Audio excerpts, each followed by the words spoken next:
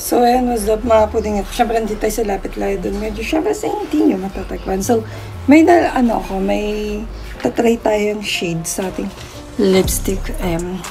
Sa ano to, Sis Lady, ayan. Ito yung isa.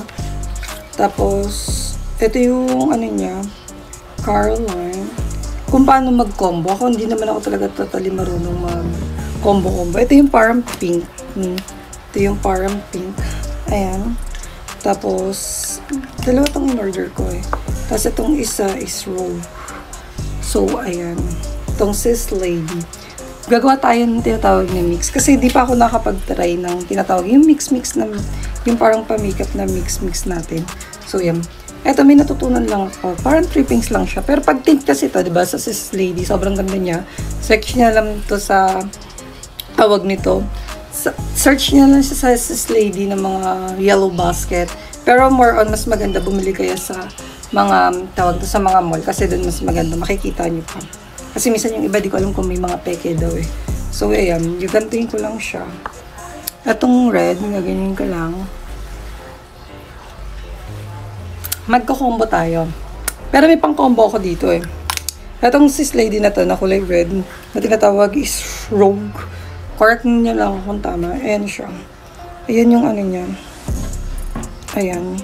Yung Rogue. Tapos itong isa is A1 Carotene. Ayan. Kung tama ba ako. Kino-combo ko siya. So, ayan.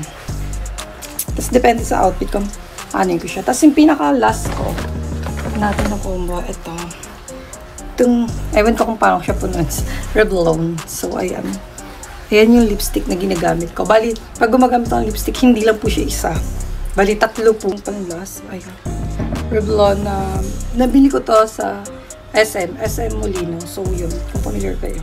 So, yun lang. Yun lang po. Tapos, kinukombo ko siya. Diba yung pinatong ko, yung kulay pula.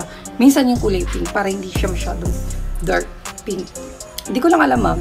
Hindi kasi ako marunong mag-makeup. So, kailan lang po ako natuto mag-makeup. Dahil po, syempre, sa ating former SK chairwoman, Angie Carriacio. Siya po yung nagturo sa akin kung paano mag-ayos or mag-makeup din, lalo na sa kilay. Ayan, gagawa ko ng isang video. Siya yung nag-push akin mag-ayos din ng kilay. Tapos sa SK Ivory Mata, siya po yung nag-post sa akin, talagang nag-push na ito dapat yung mga gagawin ko, mga ganun. Sa mga makeup, nagtatanong po ako sa kanya, yun po yung totoo. Tsaka din si SK Dinis kasi, bira ako siya kausap doon. Tapos si SK David, Alex, sobrang galing niya mag-makeup. Idol na idol ko siya. Pero hindi siya naging makeup artist. Pero kung for sure, napakagaling niya mag-makeup pag ginaayusan niya. No? Nagkatulad na lang ng isa sa post ko dun sa page ko na isa. Napakagaling niya talaga mag-makeup. Promise. So, wala akong masasabi dun. Napaka-fluid niya mag-makeup. Basta yun yung masasabi ko. So, ayan. Yung sa Revlon. Siya yung nagturo din sa akin. Kung yung mga ay, si SK, Ivory, yung mga, mga bili yung mga tawag dito, nakalimutan ko eh. Hindi pa kasi ako marunong, hindi ko pa alam yung mga tawag. Yun, concealer. Concealer po yung, So, ayan, napapata ko lang siya. Konti lang siya, kasi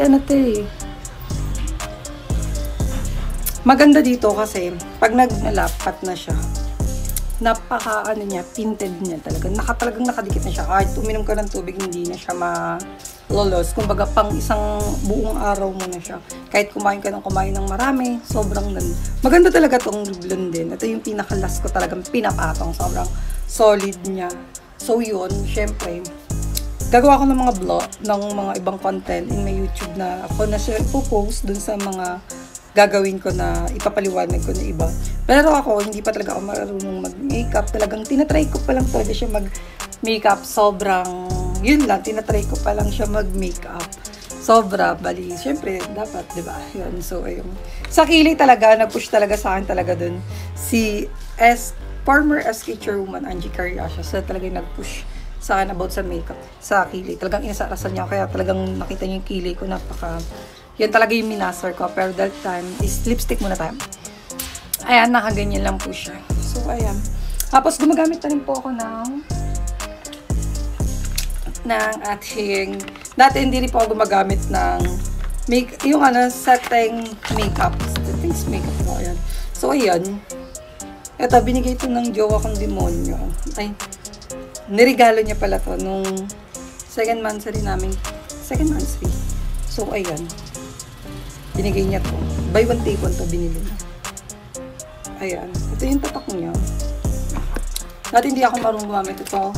Talagang hindi ako nag-ano ng makeup. Kasi naka-full na ako. Ayan. Ito yung liquid foundation ko. Flex ko lang.